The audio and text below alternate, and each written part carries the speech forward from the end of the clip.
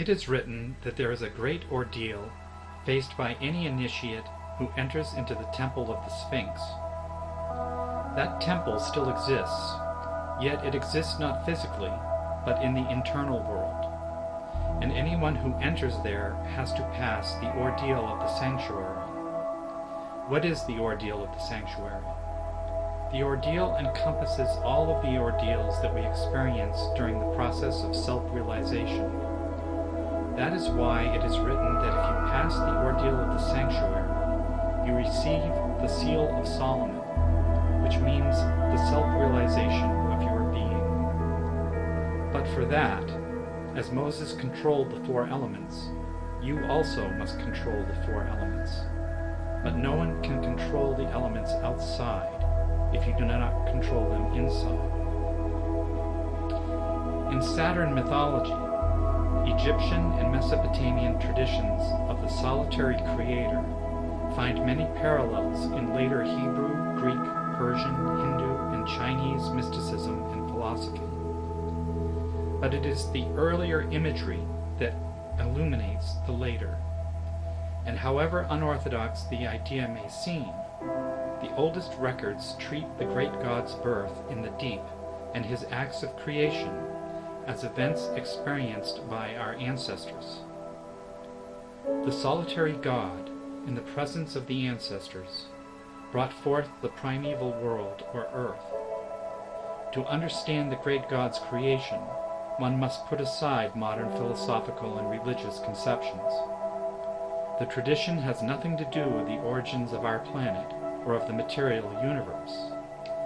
The subject of the original creation legend is the formation of the great God's visible dwelling above. The legend records that when the Creator rose from the cosmic sea, a great band or revolving island congealed around the God as his home. The band appeared as a well-defined, organized, and geometrically unified dwelling, a celestial land fashioned by the Great Father. All space outside this enclosure belonged to organized chaos. Since that time and throughout human history, a closely woven fabric of efflorescence is preserved by a chosen few, sometimes referred to as the elect, during times of great transition between the epochs of our generated existence.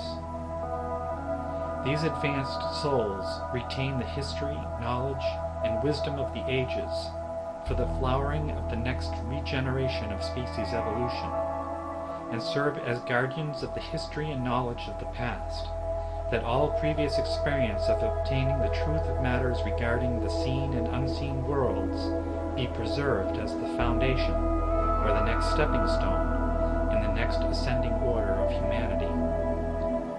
Those advanced on the inner sacred path of spiritual development, by the very nature of the destiny chosen by them, are entrusted with the highest and noblest responsibility as keepers of the truth for the generations to come.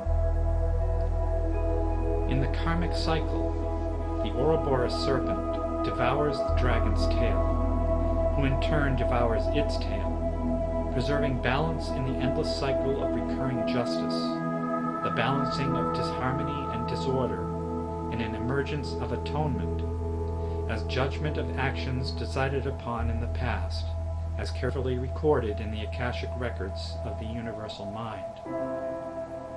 By reincarnate law, all will be brought to justice, all time will be served, all punishments rendered, as will temperance, tolerance, and forgiveness, as compassion conquers all.